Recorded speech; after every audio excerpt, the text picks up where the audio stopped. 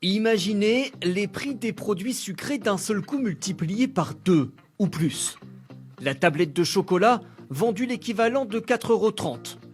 La bouteille de soda, environ 3,80 €. C'est ce qui se passe en Norvège depuis 2 ans.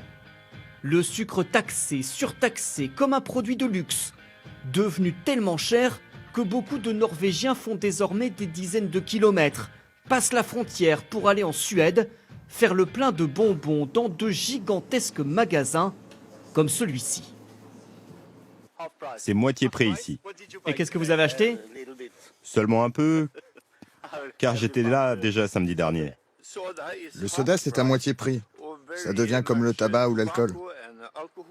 En Norvège, le sucre est taxé depuis 1922, mais cet impôt a fortement augmenté en 2018. Comment le pays a-t-il déclaré la guerre au sucre, considéré comme toxique, et avec quels résultats?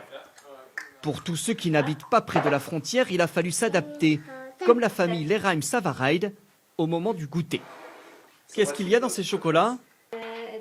Il y a du sirop d'érable, du cacao, mais pas de sucre blanc.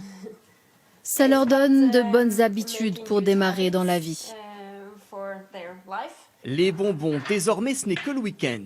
Le sucre blanc et roux a disparu de la cuisine et les confitures sont désormais faites maison. Dans tout ce qui est déjà prêt au supermarché, il y a du sucre ajouté ou des sucres artificiels et ça ne nous apporte rien de bon.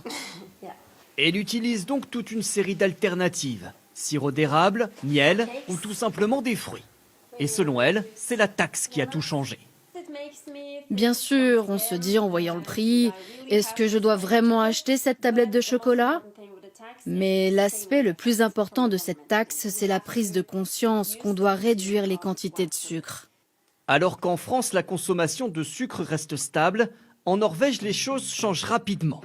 Par rapport à l'an 2000, en moyenne, moins 45% de sucre consommé par personne. À l'Institut public de santé norvégien, c'est Knut Inge Klepp qui suit cette évolution. Ça, c'est le chocolat et les friandises. Depuis les années 60, c'était en augmentation régulière. Et récemment, ça diminue beaucoup. Et ça nous rend heureux.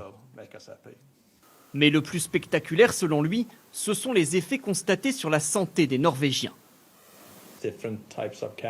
Pour les différents types de cancers, d'arthrose, de diabète, l'objectif de l'Organisation mondiale de la santé est de les réduire de 25% d'ici 5 ans.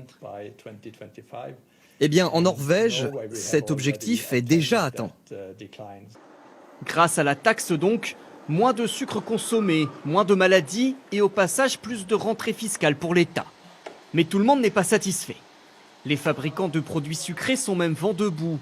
Ici par exemple, on fabrique des meringues enrobées de chocolat. On utilise 1 tonne par mois.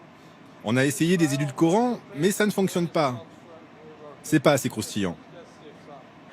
Il a donc dû augmenter ses prix, de 50 centimes à 75 centimes pièce. Ses ventes ont baissé. Selon lui, c'est tout le développement de son entreprise qui est bloqué. J'espère que ça sera bientôt terminé, car on paie trop de taxes. Quant aux justifications en matière de santé publique, on ne vit qu'une fois, on a bien le droit à un peu de sucre. La Fédération norvégienne des entreprises alimentaires demande donc la suppression pure et simple de cette taxe. Mais d'après le gouvernement à Oslo, ce n'est pas du tout à l'ordre du jour. Un comité d'experts travaille en ce moment en Norvège à réformer cette taxe sur le sucre pour l'élargir à d'autres ingrédients jugés toxiques en trop grande quantité, comme les graisses ou le sel.